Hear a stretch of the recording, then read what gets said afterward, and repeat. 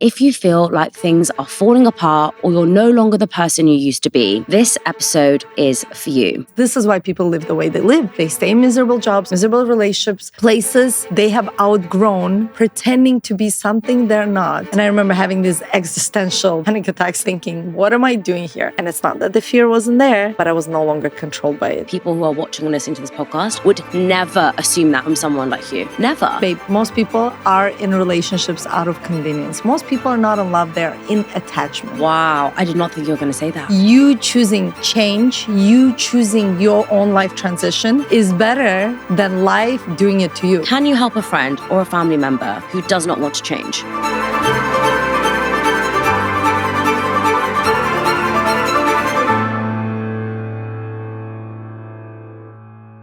What if life falling apart isn't the worst thing that could happen to you, but actually the best? I think so many of us see transitions as endings, the end of a job, a relationship, a chapter of who we were. But what if it's not an ending at all? What if it's a return and a reminder to come home to yourself? My guest today is my friend Mimi Ikonn, who has spent years navigating transitions, from building multi-million-dollar businesses to becoming a mother to completely redefining what success means. And she's written a brand new book about exactly that, how to move through life changes without losing yourself. In this episode, Mimi's going to change your mind on what it really means when life shifts beneath you. She's going to show us that transitions aren't breakdowns and how they're actually breakthroughs. That uncertainty doesn't mean failure, it means alignment.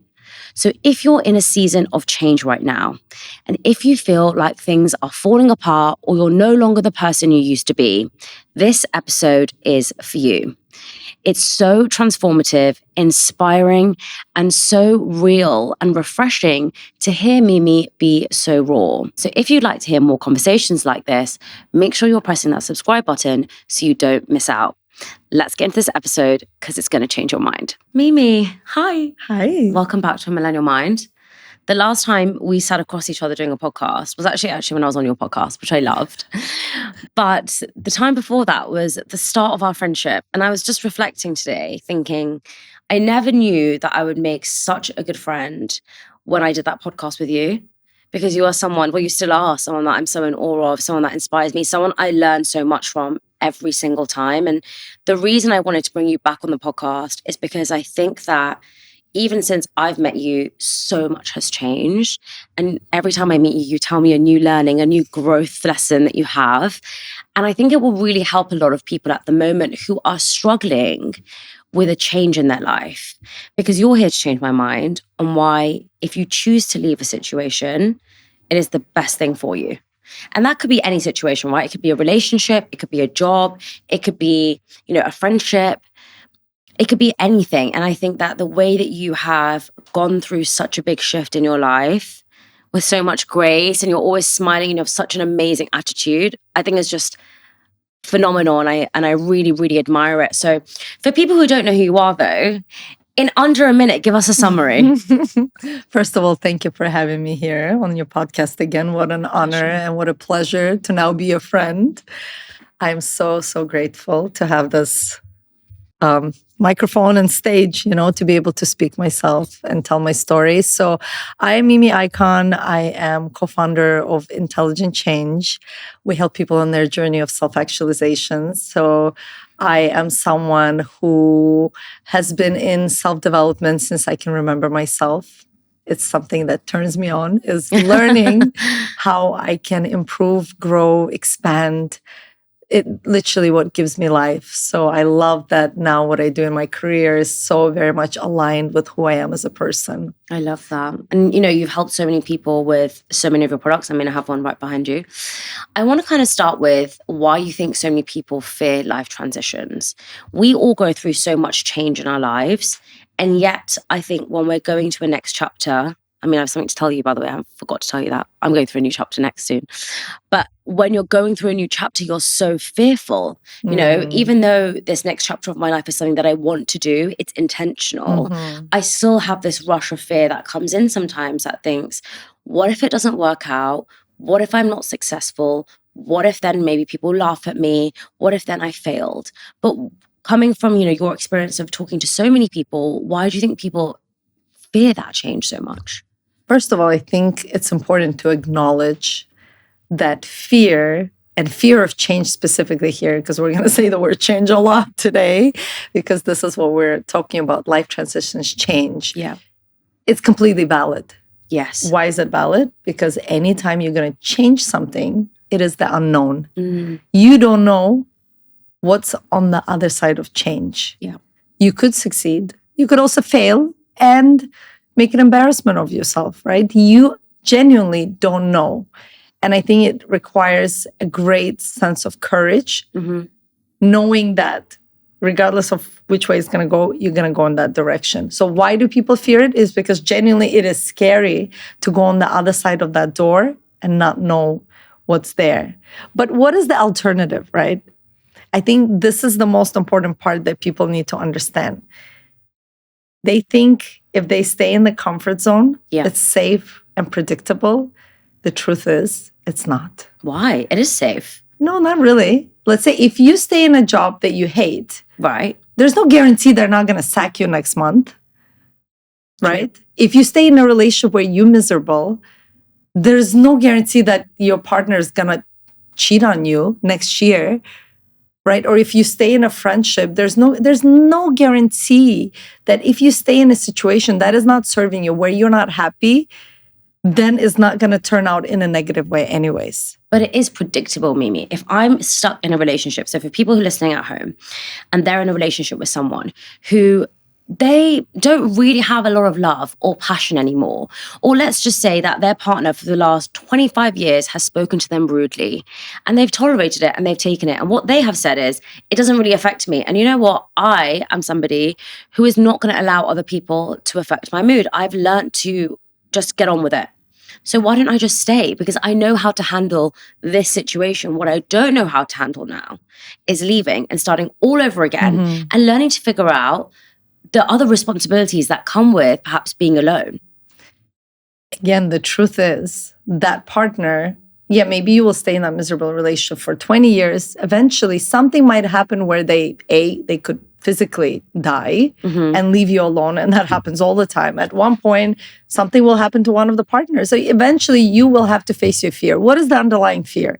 I think this is the most important thing to face, whether it's you leaving your career, you leaving your relationship, you leaving the country where maybe you were born and raised and you have your family and friends, but something in your soul is like pushing you towards this new chapter. And again, it doesn't mean that you need to go and stay there forever either, right? But you need to go through the growth of the move, whether you're moving for school or for a possibility of a new life, career. And then part of you saying to you, stay small, stay safe. Everything you know is here. So why would you shake things up? Right. I know this fear because I've been in it multiple times. I've moved countries, I've changed relationships, right? So it's very relevant to my life experience. And yet, again, if you connect to, you can call it your heart, your intuition, you know that either way, life is going to push you to grow. Yeah. Now, you can either choose the path of your growth consciously with awareness and intention. I guarantee you, if you stay in the comfort zone, life is going to do something that is still going to push you towards the growth. So true. I've seen it in my own life. Talk to me about that. So, for example, if I've stayed in a job a bit too long, to the point where I was having and this was years ago when I worked in corporate, I knew that I was not meant to be there. I got the job as an internship, and then because I loved the people that I worked with, I ended up staying longer than I really should have been there. And I remember having these existential panic attacks in the bathroom, looking myself in the mirror and thinking, what am I doing here? I know my path is not to become the banker. There's something bigger, different. Nothing wrong, by the way, with being a banker if that's something that resonates. Correct. Makes you happy, brings you joy, gives you energy. That wasn't the case for me. I literally was sitting in those meetings thinking, what the F is going on with my life? I can't be here. Something is wrong. Everything feels off. Then I would go to the bathroom and freak out, looking at myself in the mirror, knowing that sooner or later, I need to leave the situation. So in the end, I didn't get fired. I still quit and I ended up moving back home for a short period of time, coming back, getting actually promoted. But in the end, I still left because I was in the same situation that even though I was promoted then at a bank, getting paid more, having better responsibilities that I enjoyed more, still part of me was pulling me towards a different direction. Then I became an image consultant. I did that for 1.5 years, 2 years. And still I felt like there was something else, right? Like we need to understand the direction that we take is usually never the final destination, whether it's a new career or a city or a country or a relationship. Every experience is almost like a portal. That is the path of our growth. As humans, we're here to go through a journey of evolution, our 100%. personal evolution. Some of us grow at this rate, some of us grow at a very fast rate, right? And there's no right or wrong. Yes. And once I think you become intentional with it, it becomes almost like a play and a game. And I think that that's why I get a kick out of it. I know this is life. Yeah. Really, it's like a school, right? We come here to learn and grow. So I now genuinely put myself in situations where I am uncomfortable. Yeah. I call myself stoic. I don't know if you know this about Seneca, but I don't remember how often he used to do it, but I've read his book, and I think, let's say once a month, he would go and purposely pretend to be homeless. Like he would stay the night on the street in Rome to experience what it's like to have nothing. Yes. Why would he do that? Because he knew that if he puts himself in situations where he has to face adversity, he will be resilient enough when reality puts him in adversity, he will know how to go through it, So true. right? He will have tougher skin. So what I am connecting all of these dots with is that you choosing change, you choosing your own life transition is better than life doing it to you. Because then you will feel more like a victim, like you have no choice. Don't push yourself to the point where you hate your job so much, you don't quit, but you underperform, and then you get fired. Yes. Leave when you choose to leave, on your own terms. But most people don't. I think most people live in fear, period. I think we saw this a lot during COVID. A bit of a controversial topic, but like I always, for example, thought I'm scared of death. Until COVID happened. And then I looked at how everyone was scared to die. And I was just like, well, if it happens, it happens, you know? Wow. I can do the best I can do, but there's a certain fate that happens though, that you cannot control everything in life. And then you relax and you just say, listen, I'm surrendering. But I saw how everybody was in so much panic and fear. Yes. And that was a big aha moment for me, because then it made me realize this is why people live the way they live. They stay in miserable jobs, miserable relationships, So true. places they have outgrown, pretending to be something they're not, because simply they are afraid of the unknown. But the unknown is where the magic happens. So true. It's where you get to learn, explore, play, discover yourself, expand, become this new version of yourself you never knew even existed. And it makes me sad that some people never allow themselves to go there. Does that answer your question? Gosh, so much to unpack there, Mimi. I mean, it's so interesting to me when you're saying that. I mean, it's difficult for me to challenge you sometimes because I resonate with so much of what you say. And it kind of reminds me of this morning, you know, I had like multiple things that happened to me this morning. I got locked out of my house, and then I just went onto my stories and I was explaining it, and I had zero makeup on. I hadn't even put moisturizer on my face. Like I just left the house at 6 a.m., took Leo for a walk, and I was wearing like Nicole's old hat, Nicole's massive jacket. And then when I did a story and I put it up, I then did another one and said, I can't believe that I've just put a story up with zero filter and I just don't care. Because for so many years, I used to think that I used to have a filter, like even the Paris filter, or, you know, some kind of filter to make me look better without any makeup. And I felt so free. And I even said on my story, I was like, this is growth. But also what was growth is that I was locked out of my house, right? I had zero way of getting in. And I didn't panic. And I had to be at a hair appointment in 2 hours. I still had toothpaste I had like food on my jumper from yesterday. I had toothpaste on my lips. And I was like, what is the end thing that will happen here? What is the worst case scenario? I will have to call you and say, Mimi, bring me an extra jumper, or I'll do a podcast with no makeup. So what? Like, who cares? We're not going to die. And I think, you know what you just said in the beginning bit around how you're not safer if you don't take the risk. I also think when you actually break down the worst case scenario and you realize you're just not going to die and it's just something that you can laugh about, you're not fearful of it. So if you quit your job and you realize, okay, maybe I'm not going to die because I'm not going to have zero money because I'm going to de-risk this by doing X, Y, and Z, you're more able to do it. But I do think a lot of people hold themselves back from making that change, like you said, because they might be listening to this conversation right now and say, okay, Mimi, I want to quit my job, right? And Shivani, I want to quit my job like you did, but I can't afford to because I am the sole income provider for my family. I'm the breadwinner and I have 2 children. So it's not just, oh, live, laugh, love, let me go, quit my job and do whatever I want. I have to think about, I can't do this because I've got 2 girls and they're in school. Maybe they're in private school and maybe I'm using all the money I can and I hate my job so much, but my purpose is to send the girls to private school. What would we say to those people? Well, what would you say, sorry? First of all, wow, you've had a crazy morning and I love how you've handled it. I feel free. And like you said, you feel amazing, right? Because you just think like, oh, that was so fun. How silly was it? So I resonate with when you said you feel magical. Sorry, amazing. So much growth.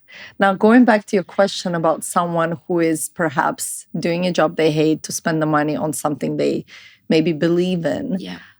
In this specific scenario where let's say you're putting kids through private education and it's not necessarily survival. I think survival is different than doing something. If I was in a situation where I had to pay for things like private school of my children, but I'm doing something I hate, I don't think I would question whether this is what I want to teach my kids, right? Oh, wow. Because I think what's better is to pull your kids out of private education, put them in a public school and tell them, mommy has changed her mind. I don't want to be in this industry anymore. So I'm going to go re-educate myself. Maybe I now will become a yoga teacher. I'm just putting anything, right? Or, maybe I want to start a health business, a wellness, like who knows? I've changed my mind and you're allowed to change your mind. And your kids are going to look at you as an inspiration. Whether you succeed or not is irrelevant. What matters is, what do we want to model to our children?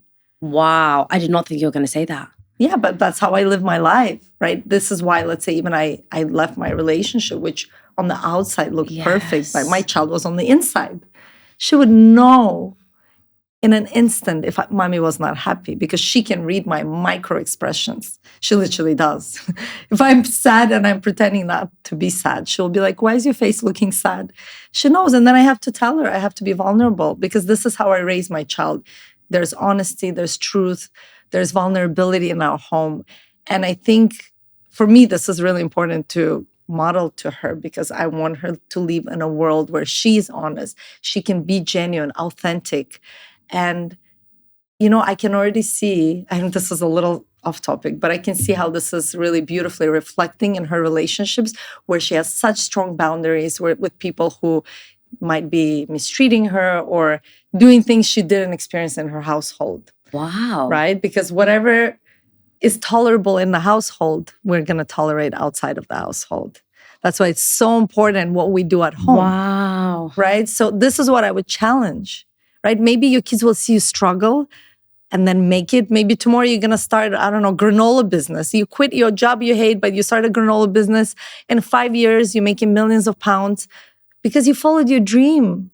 And what the kids will learn that this is what's important. Wow. I personally, I'm a college dropout. Not again that this is something I would encourage people to do, but I dropped out because I had 2 full-time jobs. I was supporting my parents and I had to take accounting and I just simply didn't have time for private accounting classes to pass my program. So I had to drop out. But, why I'm sharing the story is that as a college dropout, I got to the point where I've had multiple successful businesses and I lived the life of my dreams. Yeah. Education is important, but it's not everything. Life experience will always be so much more important than any education. So true. I was listening to a podcast this morning. It's in Russian, otherwise would have sent it to you. But apparently now you can do the translation. But it was really interesting. It was a therapist and it was the interviewer, the podcast interviewer. And she said, I'd love to be your client. And he said, I wouldn't take you as a client. And she's like, oh, I feel a bit abandoned. And then he's like, you know why? Because she's single at the moment. He's like, everything you have learned, you can just say that you get it. But the moment you have to embody it in a real life experience is when I would take you as a client. So he's like, when you're in a relationship, call me up. Wow. Then I will be a therapist. Right now, he's like, there's no point. We'll go back and forth for years. You'll spend your money. There's no point. Get in a relationship. Then I can guide you through it. Through the reflection of whether now you're embodying all these values and things you have learned through the books or oh my God, multiple therapy sessions, right? We can all sit there meditating like Buddhas thinking we're perfect. But the truth of how we live our lives, what we embody, how we react, that's why today's morning is so important. You got locked out. Meanwhile, you're supposed to get ready. You have a hair appointment. You have in 2-3 hours a podcast episode you need to film. How did you react or not react? Is showing you where your growth lies. That didn't happen for no reason. So really? That was there to show you your own growth and how far you come along. Whereas before, even the Shivani I met a couple of years ago, I think you would have cursed and be like, what the? For sure. You know? And you were like, okay, let me just let go, surrender, and try to look for a solution. And what's the worst that can happen? Like you said, there will always be a way to figure it out. Wow. You know why that's so interesting what you just said is because I had a really bad day yesterday. And I was having this day where I was thinking, I have not grown because I planned to film loads of videos. And then I spent too much time actually planning out the videos. So I didn't even get to film any because it's so dark now. So then I got to 5 p.m. I was like, it's dark. I can't film. And then I was so angry with myself. And then I just thought, okay, just leave it. And tomorrow morning, wake up, go for a walk. I went for a walk really early this morning and come back. But maybe you're right. Maybe this was a lesson in telling me that I have grown because I just still didn't get to film any of the videos, but never mind. But maybe it was more of a lesson I needed to remind myself around self-belief. And I think I love the way that you always do that with scenarios like this means something bigger. There's something that you just said to me. I honestly did not think you were going to say that to me. I thought that when I told you that, you were going to say, well, if you have a purpose for doing something you hate, it's okay. Like, I've asked a guest that before, and their response has been, if you are stuck in a job that you hate, but it's feeding your family and it is, sending your child to private education, and that's a goal that you want, you have to give and take. But you didn't say that. You actually said something really interesting around modeling. And I really do think that that is such a valuable point because you mentioned your daughter, Alexa, and how in the home, what she learns, she will then almost act like outside the home. Absolutely. And I think we forget that, don't we? And expect that. Expect to be treated in that way, right? If people scream at you at home, if people abuse you at home physically, verbally, you expect that this is normal. And if that's not the case and someone does it to you, you're like, whoa, whoa, whoa, whoa, what's going on? How dare you talk to me like that? Nobody talks to me like that, right? And this is her reality, for example. Recently, she shared a story where a friend called her an idiot, right? Because probably this is the language. I mean, I love that friend, but this is probably the language being used maybe by one of the parents at home.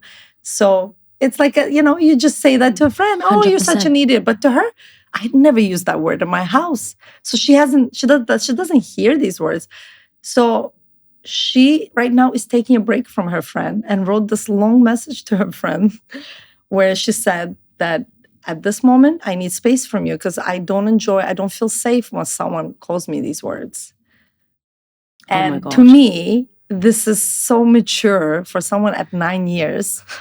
In a kind way. It's crazy. The self-awareness. The self-awareness is next level. She's definitely next generation. But she has you as a mom, so I feel like it's kind of normal. I'd expect this is now where, having a child and raising a child is a complete experiment. Yes. I don't know if what I'm doing is right. Nobody does, right? We're all experimenting on our children and on our life. But eventually you start getting feedback, right? And this is the feedback that I'm getting now where I realize, wow, she has healthy boundaries. That's really beautiful to observe. Amazing. And she can pick up on these things already so quickly, where somebody might be getting abused, but because abuse is normal to them, they might not pick up on it as abuse for years, right? Whereas, again, if modeling was healthy, then they'll pick up on it faster. But again, this is a different topic. But then going back to, let's say, career choices and resilience, life is not about perfection, and having the perfect education doesn't necessarily guarantee that you're going to have a better life. Oh, no. Absolutely not. Because again, like, this is why I brought up the example of me dropping out of college. If perfect education guaranteed you a perfect life, a perfect marriage, a perfect everything, then that would be the case scenario. The truth is completely on the opposite spectrum. I have a lot of friends who come from very privileged families where all their friends went to private schools, and many of them are no longer even alive because they committed suicide, because they had everything, because parents gave them everything, but they didn't have to struggle. Kids need to go through some adversity. Kids need to go through some life struggle. It is healthy. Yes. And that's why, going back to your question about change, not just kids, we as humans only become more resilient through these life challenges, whether they're life transitions or changes. Any change essentially is a life transition that is going to bring you outside of your comfort zone, is going to teach you all these new things about yourself, about the world. It's going to make you understand things you didn't, but also it's going to make you more empathetic. It's going to help you relate to other people. And ultimately, this is what we're here for. But Mimi, people listening to this are going to say, you know, I understand what you're trying to say. It's going to be a risk and you have to, you know, embrace it, and it's going to teach you something new. But I'm at a position right now, not me personally, but the person maybe watching, is thinking, okay, look, I want to leave this relationship, but I'm not really unhappy. I'm not, I don't hate them. It's not like they abuse me. It's not like they're horrible to me. I just feel though, that maybe we got married too early, or maybe I got into this relationship a bit quickly, or maybe I'm actually coming up to my 40s and I feel like I don't know if I'm going to find somebody else. Whatever it may be, there's a resistance to leave because there feels as if I'm not going to get significantly better. A lot of people find it easier, I guess, to make a change or to shift or, you know, go through a new transition if they know that the place or the job or the relationship on the other side is going to be better. But if you don't know it's going to necessarily be better and you're not in a situation where you hate the current state, why would you change? How do people actually go through that change? Why would they have the courage to change? Because they don't necessarily need it. And the truth is they don't. Obviously, I can't sit here and tell someone, this is how you should live your life. I think we should all reflect on what is truth to us. Yeah. Right? What is authentic to us? And I can only speak to what is authentic to me. And as you guys are listening, I want you to reflect. Does this resonate with your truth? I mean, if you're happy to be in a relationship that is convenient, babe, most people are in relationships out of convenience. Most people are not in love, they're in attachment. What does that mean? Huge difference. When you're in attachment, it means that you're attached to someone to the point of being insecure to survive on your own. And therefore, you're no longer in love with that person, but you're staying in the situations out of convenience because it's convenient to you. If tomorrow that person is not serving you in a certain way, you're not actually going to want to stay in the relationship. So maybe the man is providing security and safety financially. But tomorrow, if he's not providing, will you be there for him? Will you still love him?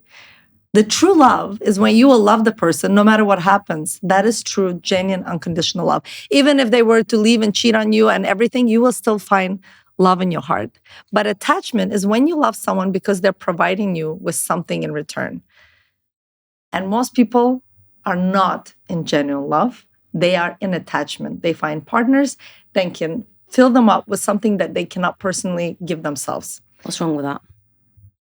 Again, nothing wrong with that if you're okay with that. If you accept it. If you accept the fact that it's okay for you to be partly insecure. Because why do we need others to give us something is when we, again, cannot give that to ourselves. The goal for me personally is to learn to be the most secure version of myself. When I can learn to hold space for myself, when I can learn to really genuinely love myself, the light and the shadow version of myself, then usually you end up attracting someone who can reciprocate that type of love. But usually people end up in relationships that reciprocate, or they mirror exactly the love and the relationship they have with themselves. Does that make sense? I know it's very, very deep. I love it. Right? And therefore, if you are okay being in this conditional, attached love, stay in it. Of course, if you accept it and that's your choice. To me, that is existence. That is not real life, Me too. right? Because you are, again, keeping yourself in the safe container because it is convenient. You don't normally, in that type of container, necessarily feel alive or like you're learning new things or you necessarily see the magic. Yeah. Right? You just do it because you're surviving and you're afraid. The truth is you are afraid, like you said, of what will happen if you leave that relationship. Will you ever find love again? And nobody ever can guarantee anything. But that is part of the magic, is not knowing what's on the other side. Yes. Again, reflecting back on my journey, and obviously I shared it in the previous podcast, how I left my relationship more than 2 years ago that, looked perfect on the outside, but inside no longer felt like I wanted to stay in the romantic container of this relationship. I still have beautiful friendship with my ex-partner, Alex. But it no longer resonated. I realized that if I stay now, it's going to be out of convenience because it's convenient to stay. It's so cozy and safe in this container. But if I'm genuinely honest with myself, I know I have outgrown this relationship. Wow. And I need to leave. And this is where a lot of the conversations I had with men and women in my life at that point, where I was just expressing how I felt and I didn't know what to do, people would be like, oh, just stay and cheat, or just stay and XYZ, right? Because this is what they do. Right. And I would be like, but I can't do that. That's not how I live life. I need to be honest. Yes. I can't even I can't sleep if I'm not honest.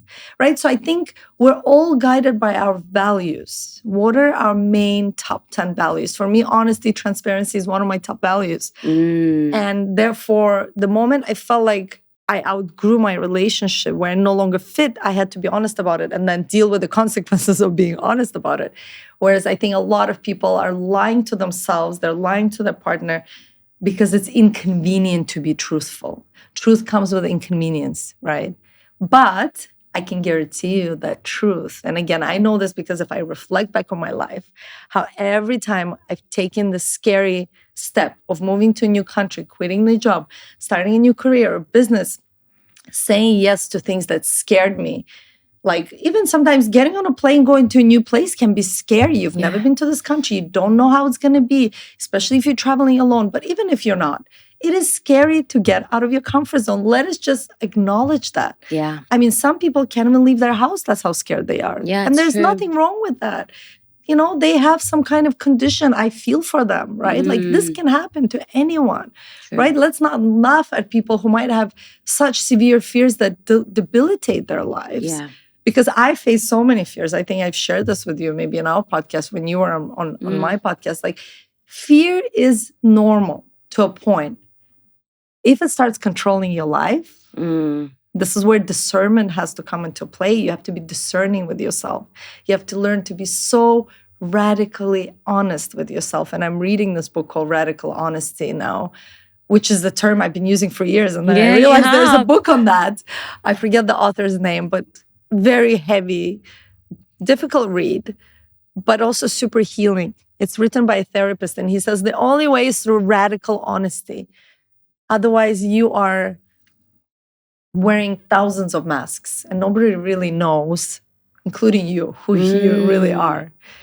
Well, that was going to be my question. I think a lot of people who are listening to our conversation right now maybe are feeling something in their stomach or in their chest, thinking, this resonates with me, which is actually something that I only realized, a couple of years ago, really, is you should listen to your body, right? When someone's saying something to you and maybe you don't really agree with it, maybe someone is judging you right now and judging me right now, thinking these two, we don't know what they're talking about. But there is also something within their chest that's saying, I feel like something is telling me I should be listening to this. What are some of the other ways that people can understand, what really is impacting them and if they're really being honest with themselves? Because somatic work for me really does show that, but maybe for other people, there are other ways. What are some ways that people can understand if they're honest with themselves? I think it takes a great deal of self-awareness that you have to learn to build with yourself. And if you're living in a constant distraction, yes, I can guarantee you won't be able to reflect. That's so true. Some of the practices that I personally do is I take at least a day off social media, Friday to Saturday. That's my technology Shabbat. I've also started to go back to what I used to do years ago, is every evening after 9 p.m., no social media. And this gives you at least a couple of hours where you're not bombarded with this information. Because I've noticed, and also I take a week off every quarter of social media. Okay, nice. Again, very difficult to do this as a content creator. Yeah. But the benefit is insane.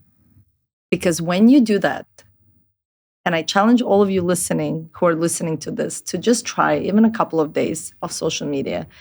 Try just the 1 day a week off.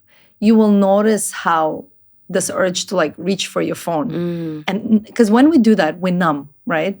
We have this urge to be deeper and more truthful with ourselves, and it's uncomfortable. So what do? We reach for the pacifier. The phone is the modern day pacifier.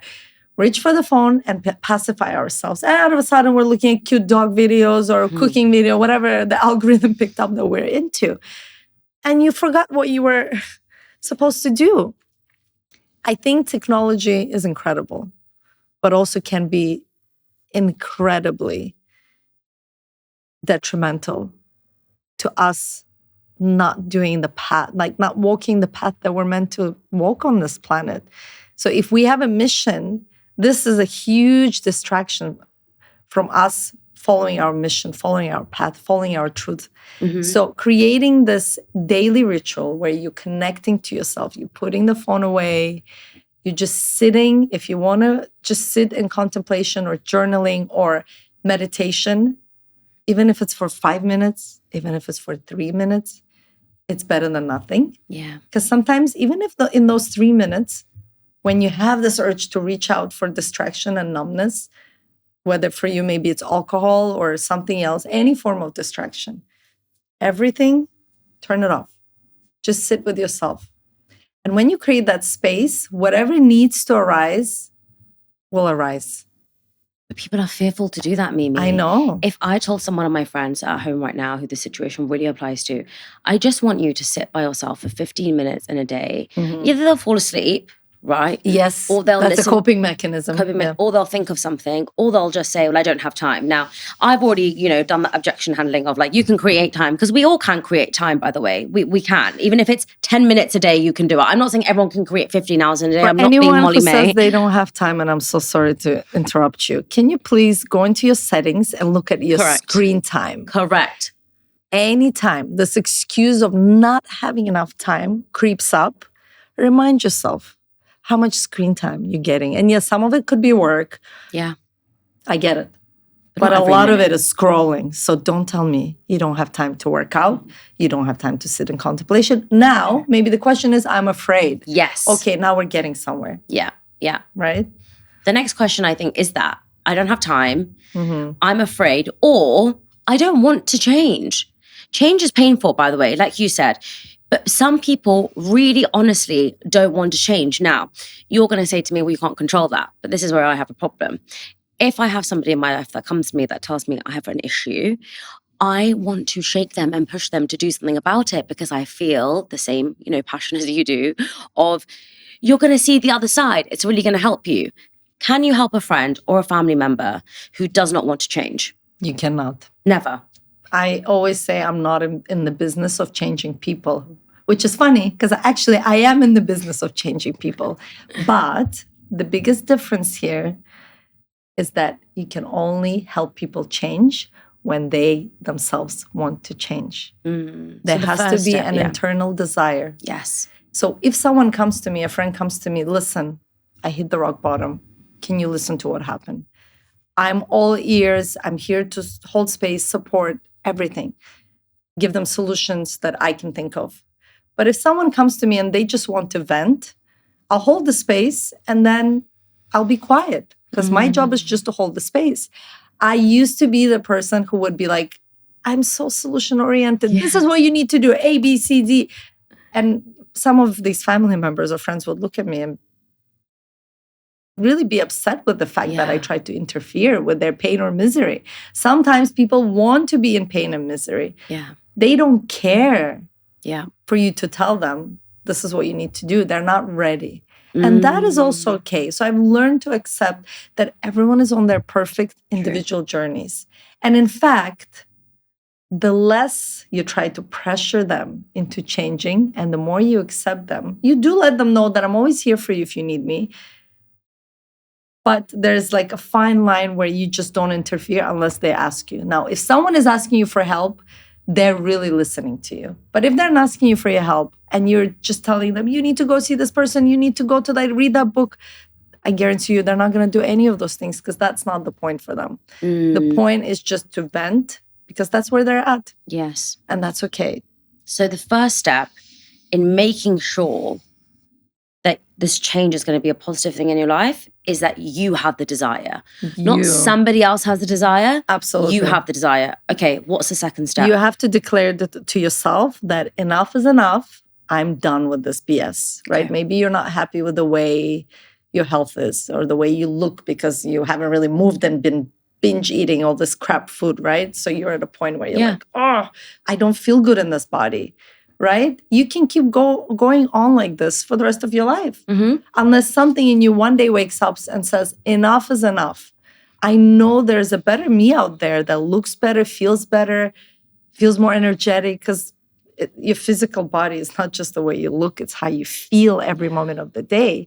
So that moment when that person says, I'm done with this BS, I'm going to change this around, this is when change is going to happen. Until they hit that moment, I don't believe anything can change, no matter how much money they can give the personal trainer and I have friends who have worked as personal trainers. They have these clients who come pay all this money, but they go back in those habits because there's some internal belief that makes them not feel good enough. So they stay in that cycle of overeating and eating unhealthy or whatever it is, right? Like we'll have different habits. Hold on. That's interesting. So the first step actually maybe isn't desire. It's, do you think you're good enough? Would you say that is the first step? Absolutely. It's that we all have, and this is a concept I've learned in this book called The Big Leap. I don't know if we ever talked about it, but The Big Leap is one of my favorite books ever. And it talks about how we have this upper limit to how much love, abundance, health we allow into our lives. And I'm currently also studying Kabbalah, and Kabbalah talks about it in the exact very similar way, where from the Kabbalistic wisdom, it's a spiritual wisdom and anyone can study and learn about it. But it's super interesting because it relates to how I've lived my life since the moment I can remember myself. It's how we are a vessel and the creator, life, universe, whatever, always wants to give us blessings. But unless we expand our vessel, we cannot receive more light. We cannot receive more blessings. How can we expand our vessel? One might ask, because what happens is if you haven't expanded yourself to receive the light or the abundance or the better relationship, what are you going to do? You're going to self-sabotage. Yeah. And this is what happens. People win a lottery. Next thing you know, they burn through all that cash and actually end up even in worse situation than before they won the lottery. Why? Because the mindset is that they're not good enough to have this wealth. There is some kind of internal belief in the subconscious that doesn't allow them to hold that light. And the light, again, can come in the form of more abundance, better relationship, whatever. So how can someone expand their vessel to receive more light, to receive more abundance? Is when you break the cycle of your reactivity. because we all have these egos that make us react in a certain way. So either we judge ourselves or the situation, or, the ego can be acting in so many different ways. So you really have to be, again, self-reflective and see how do you self-sabotage yourself in different situations and scenarios. For example, in a relationship, maybe you just met an incredible man, but out of a sudden you become super avoidant, stop responding to his texts, or you're doing these things without realizing you're doing them, but actually something good is coming to you, but you're blocking it. Or I had a friend, she had a school, and she mentioned multiple times that, like, the customers, the parents would email her and be like, where's the invoice? It's like she would block herself. She created this incredible school. Everybody's happy. They wouldn't pay her. She wouldn't send them invoices on time. So they had to chase her to pay her. People do that to me. It's so bad. Right? What does that mean? That means that you're blocking the light from coming. Something subconsciously is blocking you from receiving more financial abundance. Why am I doing that? Well, you need to sit with that, right? Weird. It's beautiful to become aware, right? Yeah. So you don't feel like you deserve it. So part of you is blocking it from receiving. Because all that's stopping you from receiving is you me. Have to be proactive. You're the block. And in friendships, maybe you met somebody nice and they invited you to the party or whatever, and you find an excuse not to go. Because again, you don't feel like you're good enough to be friends with them. Wow. You will find a million excuses. Of course, you're not sitting there thinking, I'm not good enough for this relationship or for this job opportunity or for these contracts, but you will find a way to self-sabotage. For example, I will share my personal story, how I'm just in the process of finishing my book, which came to me as such a beautiful blessing. And I was literally chased by the publishing house to write the book for 8 months. I kept delaying the meeting. I kept delaying. I think I've shared the story with you before. And after 8 months, I really had to stop myself and have a very honest conversation with myself. Right. This is what we have to do with ourselves. I said, Mimi, this wonderful lady has been emailing you for 8 months. You've been rescheduling this meeting. Why are you doing this? Because you can see there's a blessing wanting to come to you. And why was it? So part of me was feeling not good enough. I thought, who am I to write this? Who am I? Okay, hold on. We just need to pause there. If people are watching or listening to this, can we just take a second to just process what you just said? You are saying that. Yes. Right? And and I really wanted to cut you there. Sorry, cut your sentence off and say that, because I really do think that the people who are watching and listening to this podcast would never assume that from someone like you. Never. And I think that's the beauty of this conversation, but also life. We just presume that everyone else has got it figured out, and that if you've reached this level of success, it actually means that in every area of your life, you'll be super confident. But you've never written a book. Well, you have written a book before, but you haven't written it for a long time. Self-published, but you haven't written it for a long time, and you maybe have never worked with a publishing house, or especially this one. So there's going to be other fears that come in. But for people who are watching, at home, your journey, they'll just say, well, Mimi's written a book, so why on earth would you not feel confident? Can you share why you didn't feel good enough, given the fact that you have been so successful, you are so inspiring, you have over 1 million followers on Instagram, and I say that because there's 1 million people who are engaged with your content, and also, you have written a book before. So you've done this process, essentially. I think it's the nice girl program. Meaning, how dare you speak your truth? Stay small. Who am I? In other areas, maybe it was okay to write a book. I've done a cookbook, I've done a kid's book, and I've done a book on masculine and feminine energy. Again, all self-published. But what I'm sharing now is a bit more vulnerable. I've never been, I suppose, this vulnerable as I am being now. In the book. In my life, period. But in the book as well. So it feels extremely uncomfortable. But you see, this is exactly the reason why I have to go in that direction. But it's so uncomfortable. And part of me is how dare you expand so big? Why? Who told you that? It's the fear. But why? Where did that fear come from? Because the fear wants to keep you small. Where does that exact fear come from? I think it's multiple sources. I think it comes from our culture. Right. Especially as a woman coming from the East. is a different baggage that you come with. Not that in the West it's any better. I think we as women, and again, I'm not a sexist. I always felt like very equal to men, but still the conditioning for women is very different than the conditioning for men. Agree. And there's a bit more of like, stay small, don't stand out, like, how dare you?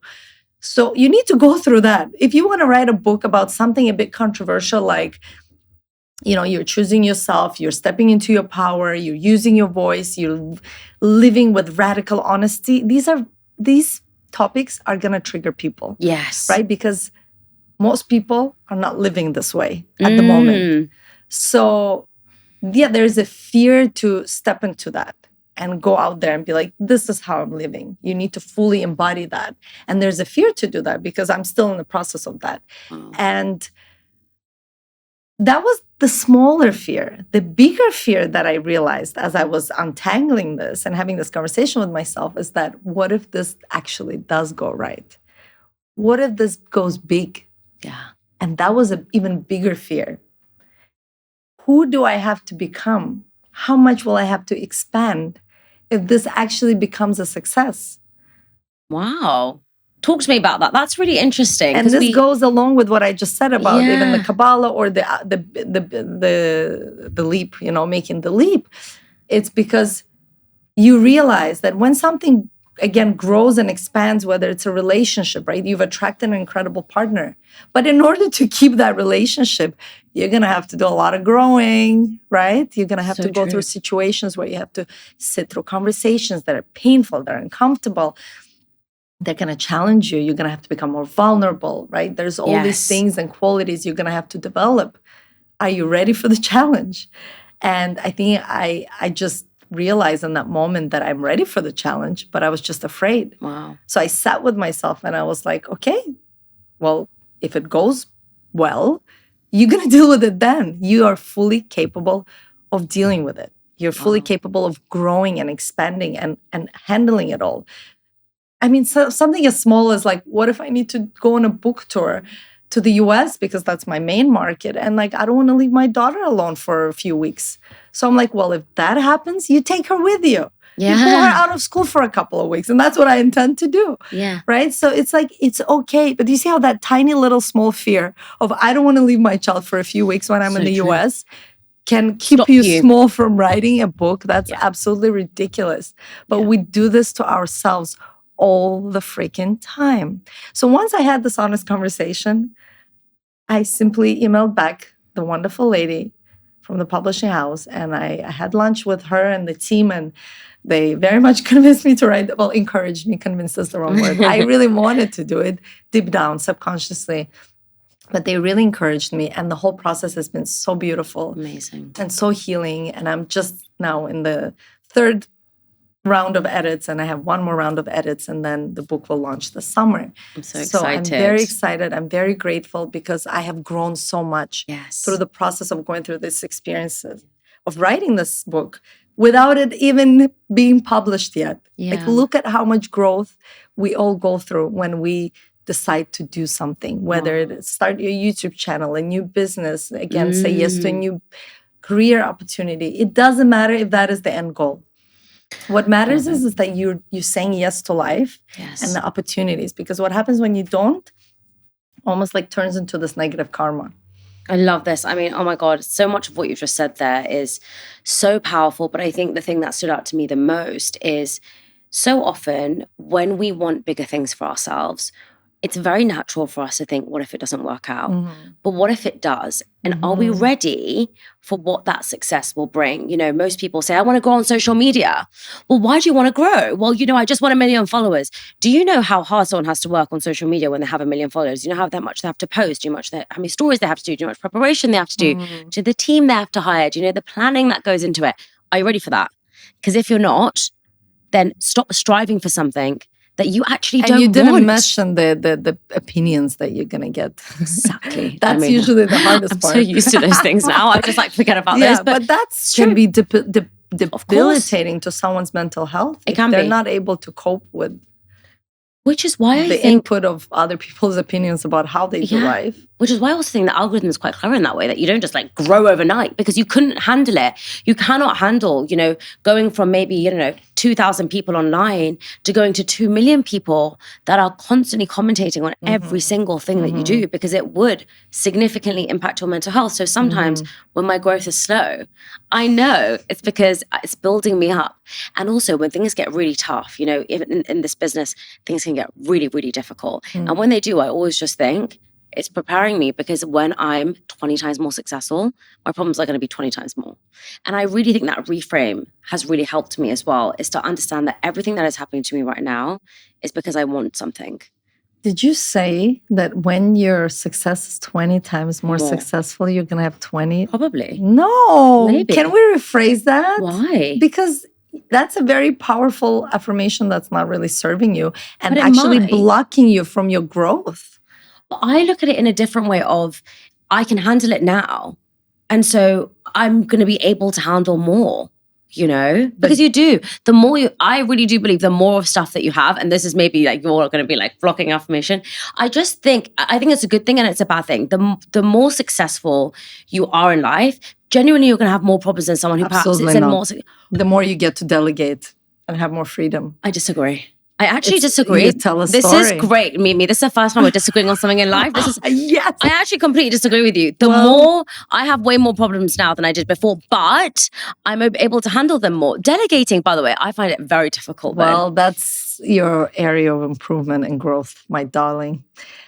So I think everything is about the story we tell ourselves. That is also true. The reason true, I started actually. a business is because I wanted to have more freedom. Now, most people will say you don't have more freedom when you have your own business, because if you have your own business, you're working 24/7, even on the weekends. Yes, that is true. Yeah. Yes, but it also depends on how you set your business. So, for example, years ago, I read the book 4 Hour Workweek with my ex-partner, Alex, and we set out intentionally to create a business that's a lifestyle business.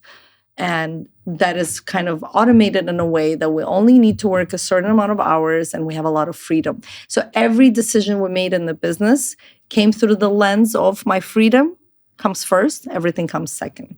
Okay, but how to have children because freedom is my biggest value, by the way. I love feeling free, which is even why this morning, when things were all a bit random, I'm like, I feel free, Like my mom called me like, why are you not panicking? And I was like, well, what's that going to do? I feel free. And I kind of liked it.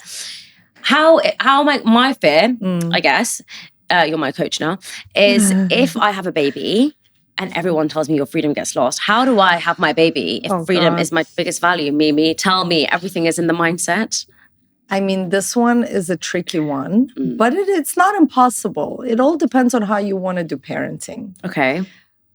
I will have to agree with what everyone says in a sense that I am a mother. My child is 9 now. And I would say I've lost myself in the first few years of her life, for sure. But I chose also to do it in the way where I had to be there for almost everything. For example, I had a housekeeper when she was very small. And technically that housekeeper could have been there with her for a couple of hours so I could get out and meet with a friend. Okay. And I remember planning any meeting in a way where I would put her to bed for her nap. And I knew exactly, like she would sleep around 2.5 hours. So I would come back right before she would wake up. I didn't want to miss out on anything, but that was me, right? Doing it in my crazy, obsessive, intense way. I've unpacked that later. Right. I realized that I felt abandoned when I was little and I didn't want my child to feel abandoned. So, okay, if I have another child, I think I will do things very differently. They're abandoned. But that was my problem, right? That was not, she wouldn't have necessarily felt abandoned if mommy was gone for like extra half an hour or whatever. I think there's a beauty in having like a village helping you raise a child. Yes. That was not the case in her formative years. But again, I chose to do it that way. I paid the price of multiple burnouts. Okay. So I do not recommend it to do it in the way that I did. Yeah. However, I have zero regrets because I believe also in the perfection of the journey. I needed to do it that way. Yeah. Because it was authentic to me and I have zero regrets. I love my relationship with my child and I think it is this close because of the time and the investment and the presence I've had with her. However, if I were to have another child, hypothetically speaking, I don't know if I would want to have another one, but it's a maybe. But if I were to have one, I would definitely ask for help this time. I don't want to dissolve into motherhood the way I did before. And I think if you have support system and you're able to manage yourself, you won't fully lose yourself. But there will be a part of you that will get lost, especially in the first couple of years. When you fall in love with your child, you really fall in love. You're creating also this new identity, becoming a mother or a parent, whether you're mom or a dad. It's a new life transition, right? Yes, it's a whole exactly. new identity that you will create. But people And are it doesn't so happen scared. over one night. Yeah. When you're pregnant, you think, yeah, I get it. It's growing. Like, I'm so ready for it. And then when the baby comes out, like, I was not ready for it. There were such small things that I never thought of until it happened. For example, like waking up on the weekend and realizing I can't just do what I want to do anymore. I have to consider this don't say baby. that. It makes me sad. That's actually my biggest fear. Well, it's Because I just valid. think, but I'll just think the baby will come with me at all times. I'll just sling it on me. You can't go to Pilates class with a baby. I'm sorry. Why not? You can leave him in the corner. No, you can't. I mean, to this day, even she's 9. Like, I don't take her to my classes because it's like, I wish we lived in a world. I wish we lived in a world where you would. And yes, if you have a good partner, again, this is why it's important to learn to ask for help from your community, your parents. I didn't, and I paid the price. But what would you say? Sorry, my question was initially, what would you say to somebody who is scared of losing their freedom? And then, like, I know I definitely want to have children. I already know that. So I'm kind of like, I won't lose my freedom. I'll just do everything with them. La la la. Maybe I'm delusional. Whatever. You're gonna have to ask for help. Oh yeah. So that is definitely something that I think is a topic for another day, because I want to talk about guilt and being able to ask for help, because that is definitely something I struggle with. But I guess for somebody who perhaps is watching this at home thinking, I think I want to have children, or my partner wants to have children, or we maybe want to have children, but I'm very scared about this life transition and how I'm going to overcome this and how I'm actually going to handle the fear. Maybe someone's just got pregnant and they're thinking, oh my gosh, my baby's now coming and I feel really fearful. What advice would you give to them to be able to kind of go through this transition and come out of it positively, especially when their value, or their top value perhaps, is freedom, which, like you've just said, is something they're going to have to give up? Parenting is about sacrifice. A lot of it is about putting the child first. And it's all about giving and unconditional love. I wish I could sugarcoat it, but I want to be realistic. Because for people who are already expecting a baby, it's too late. The baby's coming. You're going to have to deal with it. For the ones who are on the fence, I want to be real. Yeah. You can't return the baby. Like, you can't give it back. You can't just be like, where's the receipt? Like, I'm returning this thing. There's no way. Yeah. It's a life-altering decision. And that is if you take good care of your child and at 18, they become independent. Most kids won't be independent at 18, right? Let's be real. So they're going to have to go to uni, or who knows where they're going to go, because maybe with AI, there's not going to be any. But any universities. Regardless, 18 is when they can get married, move out, right? So for the first 18 years, you are their caregiver. True. And if you've raised them well enough, and what I mean by that, where they've cultivated independence, that's why I talked about resilience. If you model following the rules and following the manuals, like, the kids are going to have a hard time surviving in this world. Yeah. You're going to have to learn how to create your own manuals. Yeah. Right? Like, it's really important. What I believe anyways is to teach our children resilience. And I'm getting a little off topic, but going back to like this reality of whether to have kids or not to have kids, or what the reality of having kids even looks like, is that yes, a lot of your freedom will be lost. Yeah. So only sign up for it if you're okay with that, because that's part of the experience. It's part of the journey. I was okay with it because I signed up for it. I didn't maybe realize how much freedom, but I knew the freedom would be lost. I did struggle with the parts that I didn't realize, but because I made a conscious choice to have her, I love every moment of it.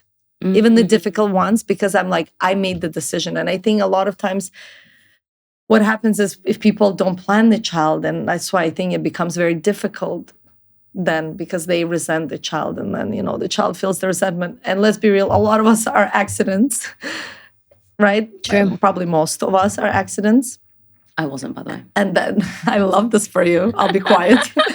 But it doesn't mean that anything is wrong with us. But I'm just saying that the parents were not prepared maybe to give in the capacity that we wanted to receive. Yes. And I resonate with that a lot. It really, having a child is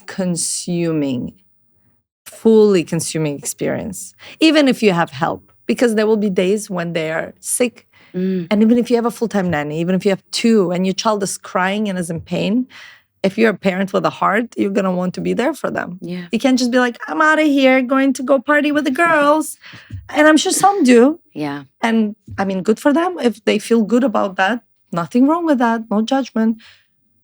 But it's just not who I am. So I can only speak from my experience. And I definitely can say I've dissolved in the parenting for the first at least 4 to 5 years. Only after 5 years, I was like, okay, I think Mimi's coming back. Wow. And then by 7, I felt like, okay, I'm back. And now I feel myself the way I felt myself before I had her. But it took years to rebuild this new identity of who I am now as a mother, in addition to everything else. Yeah.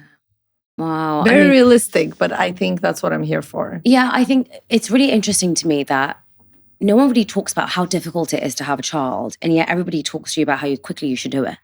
Ridiculous. Everyone constantly tells me, you better start thinking about having children. And I'm just like, well, don't you think I should start thinking about how my life is going to change and all the things that I need to do rather than thinking about how quickly I can physically do this? Because unless you are mentally ready, it doesn't really matter how physically ready you are. And look, I'm fully aware of the biological clock. I completely understand that the older you get, the harder it is for both men and women. That's not true anymore. But it's for both men and women. It's not just for women, well, which is what the we're eggs told. don't no longer age. Like there's a. I think that we lose eggs, but I think the sperm quality declines. Yeah, the sperm quality. Right, so it's both men and women, and yet obviously we're told that we should just procreate. That's all we're here for. But I think the focus is so much on our physical ability to have children, whilst actually the focus should be on our mental ability to have children. Because if you are not mentally in a place where you feel that you're able to have a child and raise them intentionally, you're actually just putting somebody out in the world who is unloved, miserable, and is going to go through some really difficult times in their life because they don't feel like they have a secure base.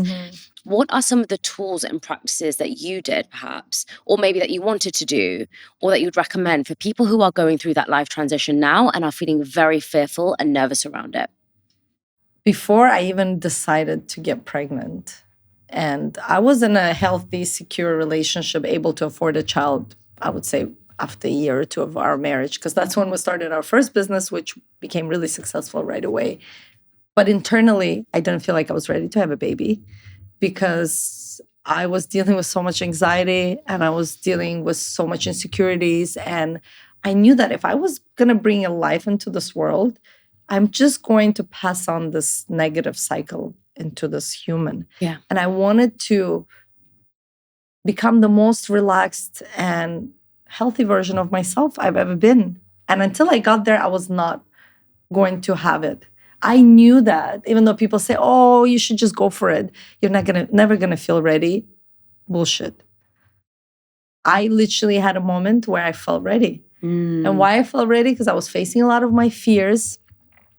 I was living bold. I was stepping into my courage. One of my underlying fears was also like dying in childbirth.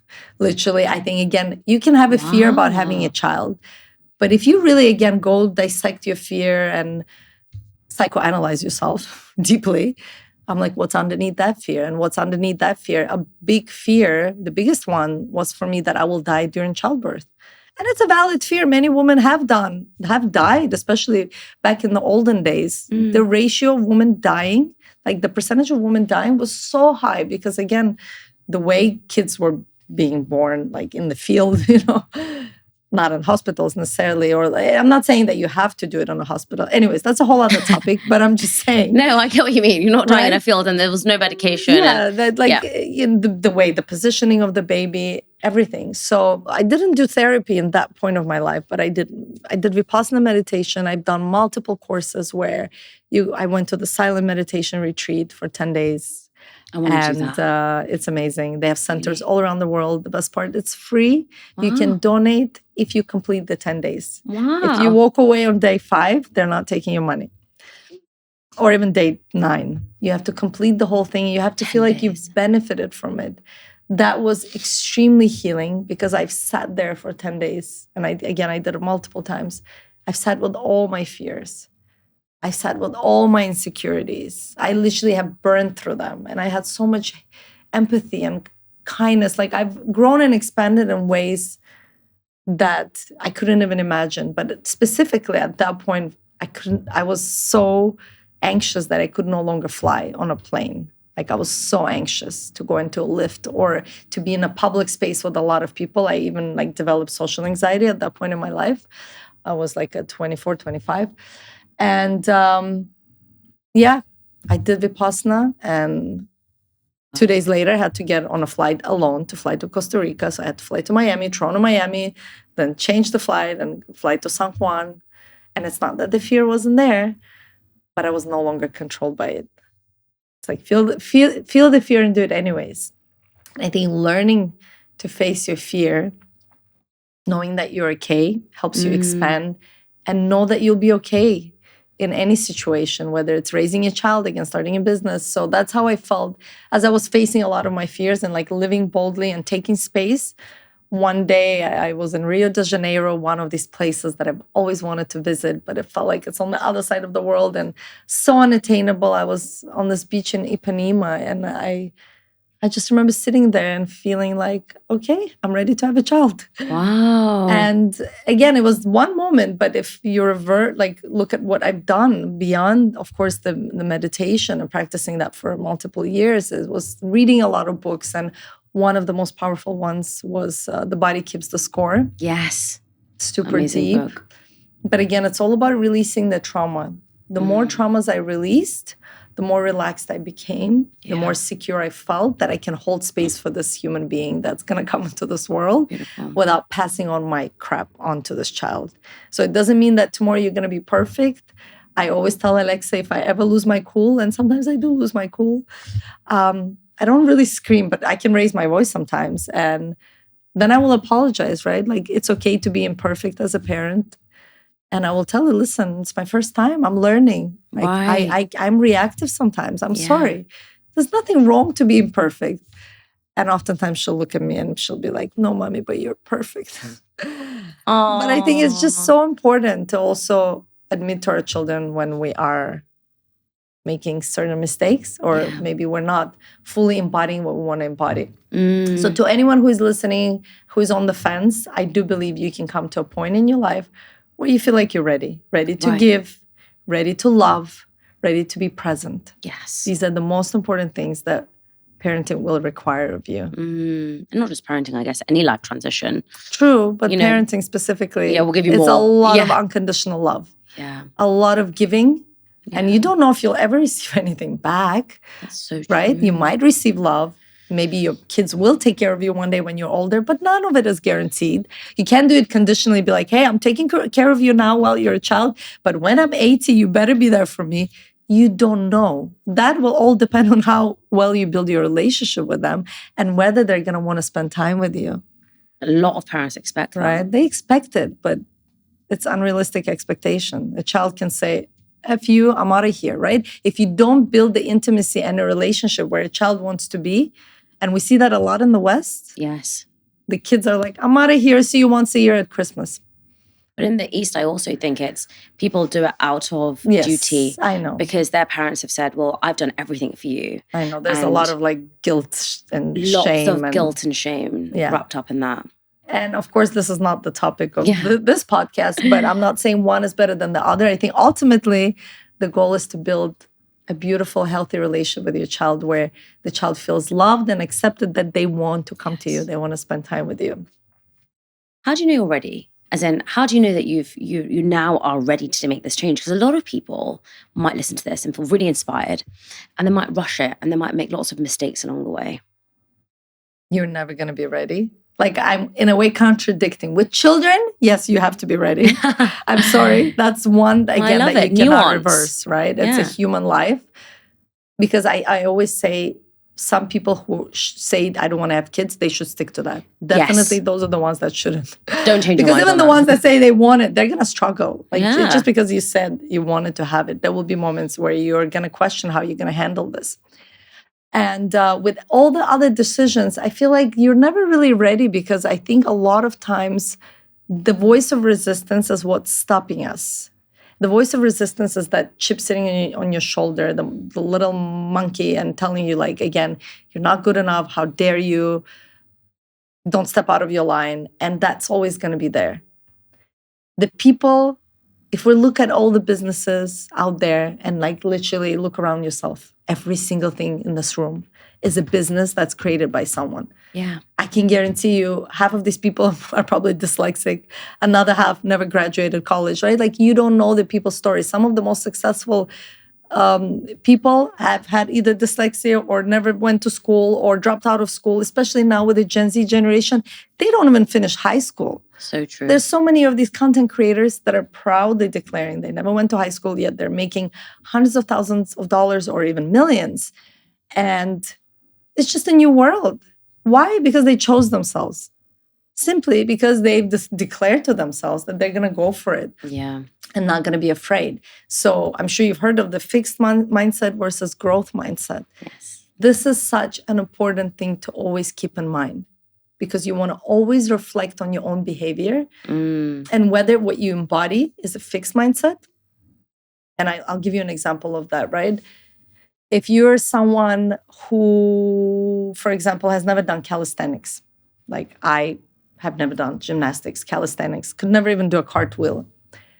And for all of my life, I said, I can't. I'm not that graceful. I'm not that flexible.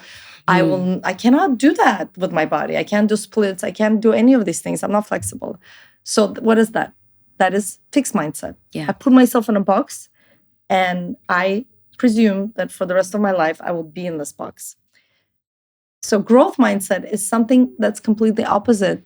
That the growth mindset is a body of belief system that subscribes to an idea that you can learn anything, you can be anyone, you can expand in ways that you've never imagined. And recently, a few months ago, I told myself that I'm going to try calisthenics. I'm going to try inversions, like handstands. I'm terrified of being inverted. I've never done it in my life, even as a kid, as I mentioned. And now I'm able to do it. Wow. Still with the support of the wall, but I can take it off the wall for a few seconds. And that, to me, is like flying to Mars. Yeah. Right? It's like doing the impossible and proving to yourself, proving to your mind, to your subconscious mind, right? Because there's all these stories there that are controlling your life. 95% of all the decisions, actually more like 98% of all of our decisions are ruled by the subconscious mind. To always question, again, what am I saying? Yeah. Right? This affirmation, whatever I'm telling myself, I can't do that. It's an affirmation. People say, oh, affirmations are bullshit. Like, I don't believe in that. Well, you're saying not 15,000. Why am I getting thousands, literally millions of affirmations to yourself every single day, either inside of your head or externally. True. You're declaring it to the world, to your friends, to your family. Oh, I could never do that. Oh, I'm such a loser. Why am I always broke? And then what happens? This part of your brain called reticular activating system doesn't really care what your reality is, but everything you input into your brain, it will go and search for evidence in your reality. Yes. To prove the point of whatever you're saying. True. So when I used to say, I can't do that, I'm not flexible, my reality reflects that. The moment I said, I believe actually I could. If other people are doing, I should be able to as well. And right away, you are able to push yourself beyond the comfort zone to do the impossible, literally, to do the impossible. If you told me I could do it, I would laugh. But now I'm able to do it. In fact, I'm so into it. I want to learn everything about calisthenics and do all these crazy things with my body because it feels so good. Is it scary? Absolutely freaking scary every single time. I love that. But I'm still going to do it because I know that I'm growing, and that makes me feel alive. How does peace look after change? Do you feel like you're more peaceful now? Absolutely. Really? I think peace is all about acceptance. True. Right? When you're constantly resenting your reality, Yeah. you're trying to fight, you are not in peace. The moment you accept and surrender, you have faith that everything that's happening is happening for you, not to you. And that's my core belief. Then you have peace. You relax. You trust that you're taken care of. And I know I am taken care of because if I look back at my path, where I come from, where I am today, there is no way I could have gotten here on my own. I have always been divinely supported. Yeah. Do you realize what I've just said is a beautiful, powerful affirmation, by the way? Yeah, amazing. Right? What you say becomes your reality. So true, actually. And I've been saying that I'm divinely supported every step of my way for years. And That's therefore, true. You feel it. My reality becomes that.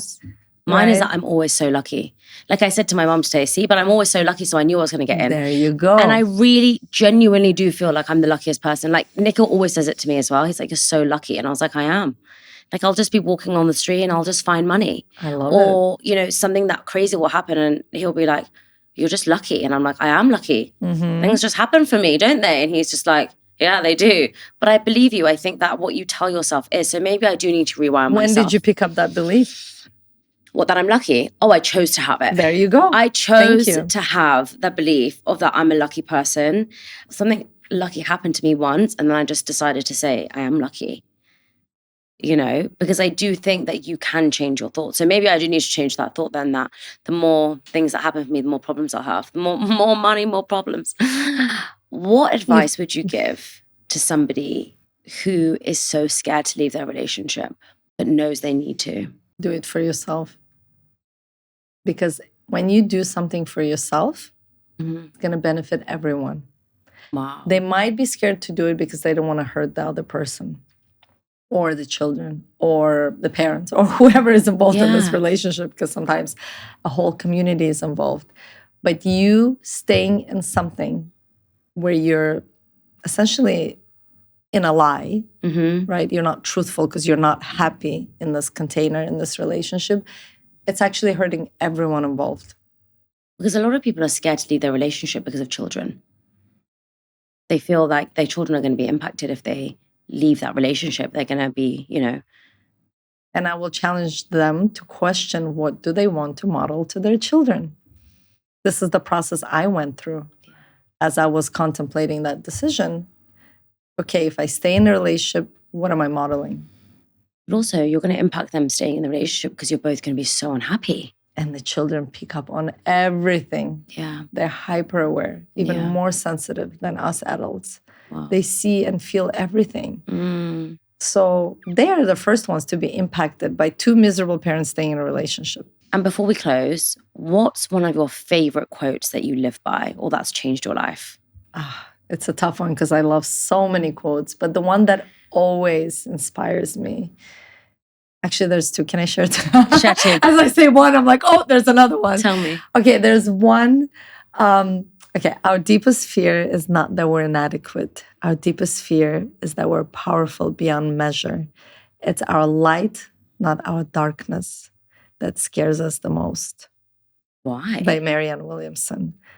You haven't heard this one? No. Oh, this one is my favorite. Why? Why is it your favorite? I mean, the whole topic of what we talked about today is stepping into your light. We're terrified of the potential. We're terrified of the fact that it could actually go right. Yeah. Like even what I shared with the book, like what if it does go big? Who will I have to become? How will I have to change? What steps will I have to take? Oh, that's scary. Let me stay small and not write the book. Let me not go on a date. Let me keep myself small and not go for that job interview or whatever it is, right? Let me not go and speak on that stage, even though I have this urge to use my voice and speak, but let me stay small, right? Because your light is so powerful. And it's the unknown if you haven't fully stepped into it yet, right? We know the shadow. A lot of times we're comfortable in the shadow, right? But the light, the potential of the light is unlimited. Yeah. It really is unlimited. It's full of miracles and abundance and beauty. And we've been conditioned for generations to stay in our suffering. And I believe it's time we break that cycle. And no pain, no gain, no suffering, no joy. That's what we think, isn't it? Wow. Okay. And the second quote? The second one is, life is either a daring adventure or nothing at all. Wow, that's so you. I forget the name of the author. I feel always like that remember. Is such a you quote. Yeah. That is such a you quote. And the author of this quote, I mean, she was, I believe, blind and deaf. Wow. Can you imagine?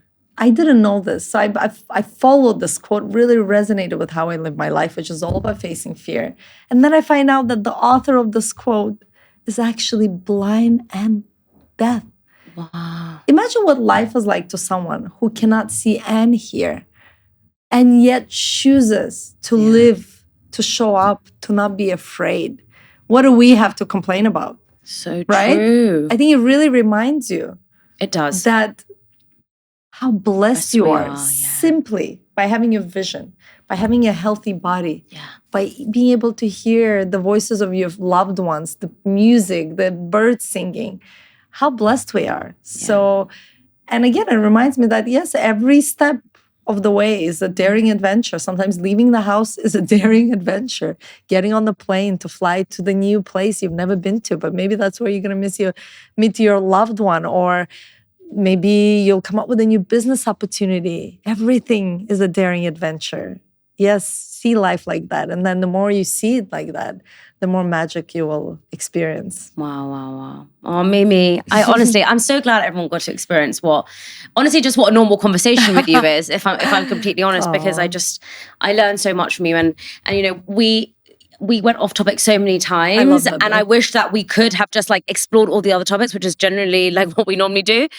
But I really love that I know that you've helped a lot of people today who are feeling stuck and who are feeling scared to make that change. And I would just love to know if anyone did make a change after hearing Mimi, because I would love to hear how it helped. Thank you so much for having me. Thank you for being here.